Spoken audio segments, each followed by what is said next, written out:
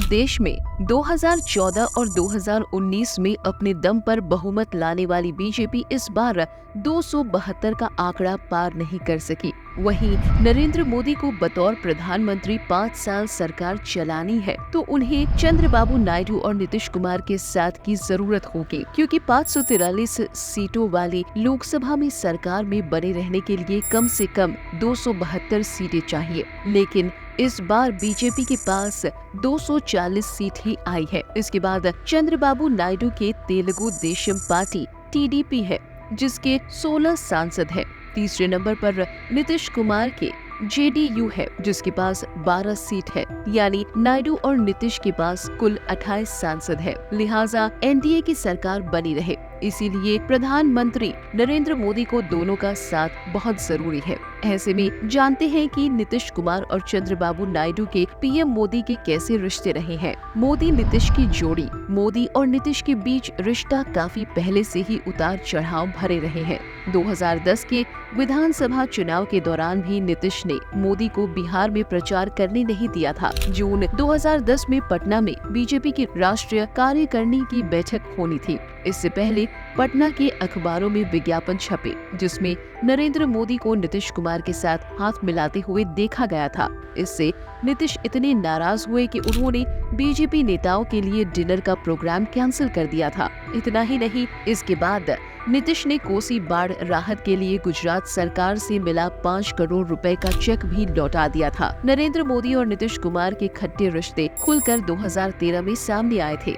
सितंबर 2013 में बीजेपी ने नरेंद्र मोदी को प्रधानमंत्री पद का उम्मीदवार बनाया तो नीतीश इससे नाराज हो गए। जून 2013 में नीतीश कुमार ने एनडीए का साथ छोड़ दिया। बीजेपी और जेडीयू 17 साल से साथ थे। गठबंधन से अलग होने का ऐलान करते हुए नीतीश ने कहा था कि हम अपने मूल सिद्धांतों से समझौता नहीं कर सकते। उन्होंने ये भी कहा था कि उन्हें गठबंधन से अलग होने के लिए मजबूर किया गया। 2014 का लोकसभा चुनाव नीतीश ने अकेले लड़ा। इससे नीतीश की जेडीयू को खास नुकसान पहुंचा।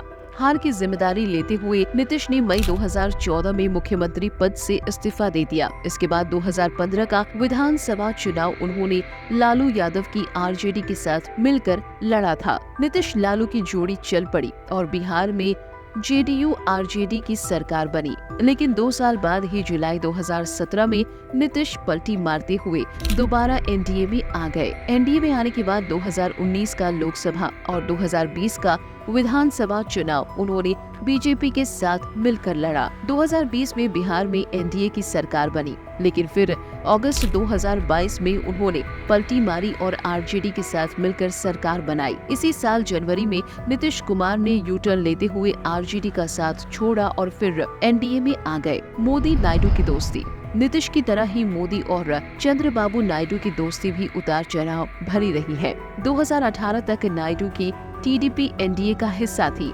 एनडीए से अलग होने के बाद नायडू की टीडीपी ने मार्च 2018 में मोदी सरकार के खिलाफ संसद में अविश्वास प्रस्ताव भी पेश किया था। हालांकि ये प्रस्ताव गिर गया था। 2019 के लोकसभा चुनाव के दौरान मोदी और नायडू के बीच कई बार तीखी बयानबाजी भी हुई थी। गठबंधन से अलग होने के कारण पीएम मोदी ने नायडू को यू टर्न बाबू कहा था। इतना ही नहीं, 2022 के गुजरात दंगे के बाद नायडू उन नेताओं में से एक थे जिन्होंने सबसे पहले नरेंद्र मोदी से इस्तीफा मांगा था। तब मोदी गुजरात के मुख्यमंत्री थे और गुजरात दंगे के कारण उन पर इस्तीफा का दबाव बढ़ गया था।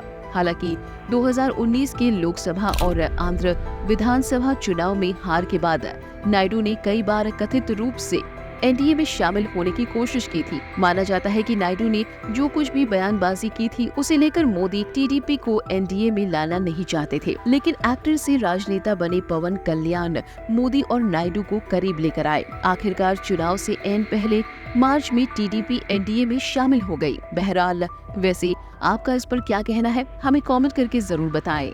ऐसी ही और खबरों से हमेशा अपडेट रहने के लिए चैनल को सब्सक्राइब कर लीजिए और वीडियो पसंद आया हो तो लाइक और शेयर करना ना भूलें।